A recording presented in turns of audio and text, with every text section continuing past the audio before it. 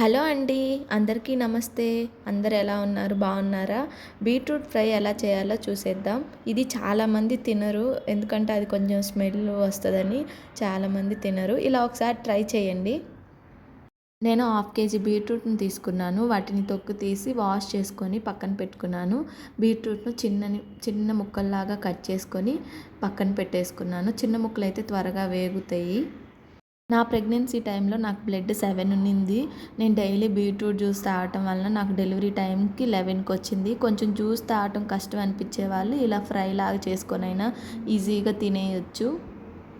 తర్వాత stove on చేసి pan పెట్టుకొని ఆయిల్ వేసుకొని ఆయిల్ హీట్ ఎక్కాక అందులో తాలింపు గింజలు వేసుకోవాలి. తాలింపు గింజలు వేగాక అందులో ఎండుమిర్చి వేసుకోవాలి.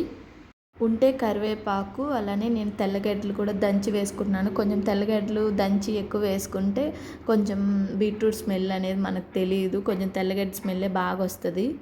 తెల్లగడ్డలు వేగాక మనం కట్ చేసుకున్న బీట్రూట్ ముక్కలను వేసేసుకొని కలిపేసేసుకోవాలి. ఆయిల్ ఆ ముక్కలకి కొంచెం పట్టేటట్టు అవి కొంచెం సేపు వేగాక అందులో మనం తగినంత పసుపు, తగినంత ఉప్పు వేసేసుకోవాలి. ఉప్పు, పసుపు వేసాక ఒకసారి కలిపేసేసుకొని కొంచెం మీడియం ఫ్లేమ్లో పెట్టేసుకొని వేయించేసుకోవాలి. నాకు ఫస్ట్లో అసలు బీట్రూట్ అంటేనే నచ్చదు. ఇప్పుడు కొంచెం తినగలుగుతాను కొంచెం ఇష్టంగా. బీట్రూట్ వేగాక కారం వేసేసుకోండి. కారం కొంచెం ఎక్కువే వేసుకోండి. 2 మినిట్స్ కుక్ చేసుకున్నాక స్టవ్ ఆఫ్ చేయండి. మీకు కూడా నచ్చితే ట్రై చేయండి. అంతే ఈ వీడియో. Bye bye.